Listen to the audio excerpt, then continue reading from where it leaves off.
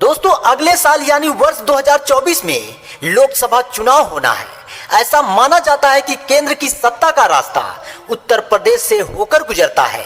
इस बात का अंदाजा हाल ही में सपा प्रमुख अखिलेश यादव के दिए बयानों से लगाया जा सकता है, जब उन्होंने कहा था कि भाजपा कहीं भी जीते, अगर हम उसे यूपी में रोकने में कामयाब हुए तो उसे केंद्र की सत्ता से हटा सकते हैं। और दोस्तों अगर हम बात करें उत्तर प्रदेश की, तो यहाँ 80 लोकसभा सीटें हैं, जिन्हें जीतने के लिए केवल विकास का मुद्दा ही काफी नहीं होता।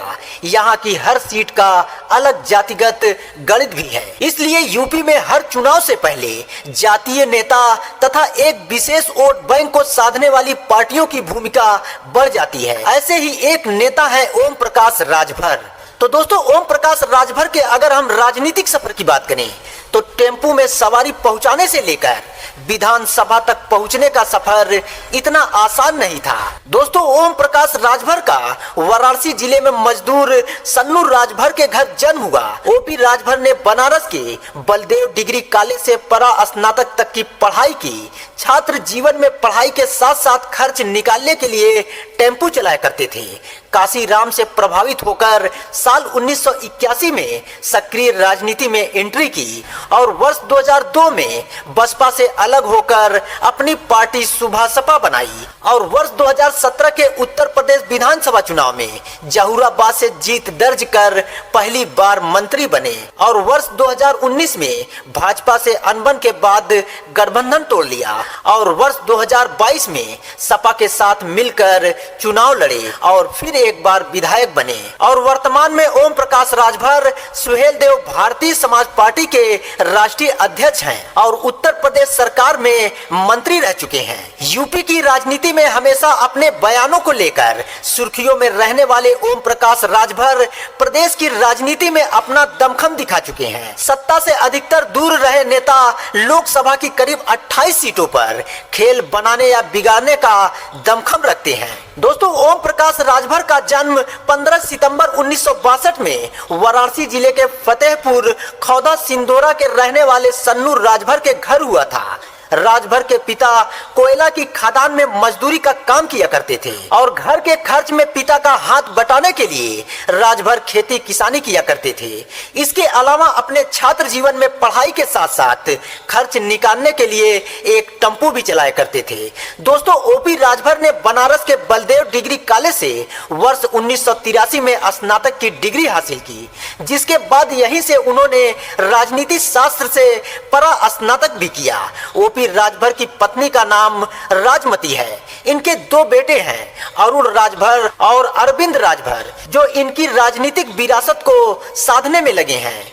अरुण राजभर पिता की पार्टी सुभासपा के राष्ट्रीय महासचिव भी हैं। दोस्तों ओम प्रकाश राजभर ने बहुजन समाज पार्टी के संस्थापक काशीराम से प्रभावित होकर वर्ष 1981 में सक्रिय राजनीति में एंट्री की, जिसके बाद वह बहुजन समाज पार्टी के सिपाही बनकर क्षेत्र में काम करने लगे और वर्ष 1996 में ओपी राजभर को बसपा का जिला अध्यक्ष बनाया गया।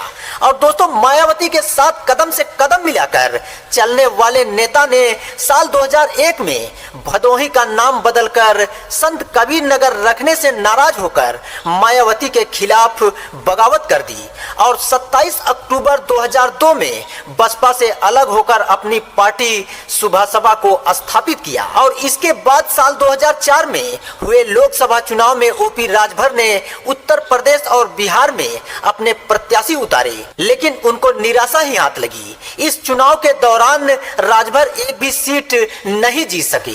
और दोस्तों कहते हैं कि यूपी की राजनीति में जाति का फैक्टर हमेशा से चलता आया है, इसलिए 80 लोकसभा वाले इस राज्य में राजभर समाज का वोट बैंक सभी राजनीतिक दलों के लिए जरूरी हो जाता है। तभी तो सपा हो या भाजपा, दोनों ही दल ओपी राजभर की सुभासपा से दोस्ती करने से कतराते नहीं हैं। एक रिपोर्ट के मुताबिक उत्तर प्रदेश में राजभर समाज की आबादी 12% है, जबकि पूर्वांचल क्षेत्र में राजभर जाति की आबादी 12 से 22% है।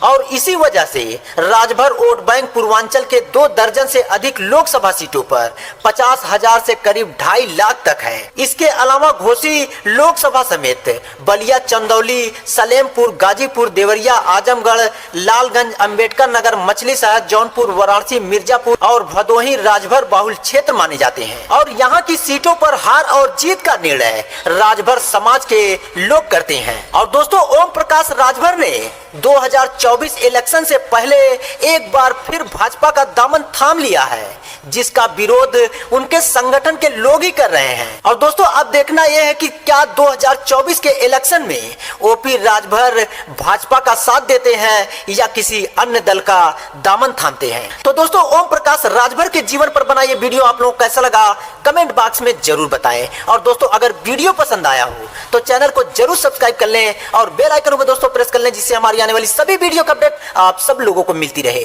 तो दोस्तों, आज के वीडियो में इतना ही। अगले वीडियो में फिर आप लोगों से मुलाकात होगी। तब तक के लिए नमस्कार।